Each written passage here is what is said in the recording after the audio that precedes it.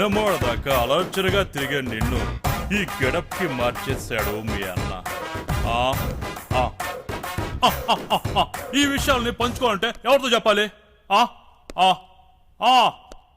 ఒరే సుబ్బారావా, ఒక్క నిమిషమే. ఒరే అర్జునా, అయ్యో ఊరికెత్తావు ఏంటి? ఈ రాడ్ ఏంటిరా? బాజయ్ నాకులాగా పొడిగి దిగుతావు. ఒరే సుబ్బారావా, అయ్యా అన్నయ్య మన గెటప్ సెటప్ మార్చేసిన తర్వాత ఎలా ఉన్నానరా? అయ్య బాబా అంతలా చూడకండి బాబు, అద్దం మొక్కలైపోగలదు. ఒరే హెల్మెట్ రాదవా, నేను అడిగింది నా గురించిరా, అద్దం గురించి కాదు. ఎక్కువ మాట్లాడమంటే నీ పగిలిపోద్ది. సారీ బాబు. సారీ చెప్పుకో, పుట్టి బతికిపోయేవరా యూజ్లెస్ ఫెలో. అది సరే గాని నా గడపలో ఉంది బెగ్గుట్లే.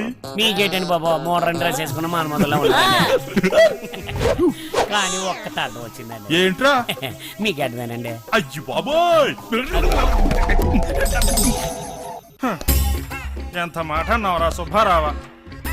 అప్పట్లో డైరెక్టర్ రాఘవేంద్రరావు గారు ఈ గడ్డం పెంచబట్టే దర్శకేంద్రుడయ్యారు. ఆ తెల్ల గడ్డం పెంచబట్టే ముఖ్యమంత్రిగా నారా చంద్రబాబు నాయుడు గారు 9 ఏళ్ళు పరిపాలించారు. జై హింద్, జై జన్మభూమి.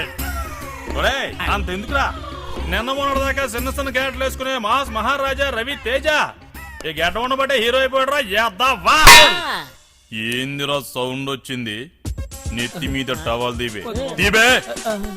అరే నెత్తి మీద 4 ఎంటుకులు లేవు నీకు, నా గడ్డం గురించి కావాలరా సాలే. అంటే నువ్వు ఎక్సర్సైజ్ లో చేస్తున్నావా? నువ్వు చేయాల్సింది పొడుగు గురించి కాదు, పొట్ట గురించి. అప్పుడప్పుడు కొంచెం దిమాక్ వాడు.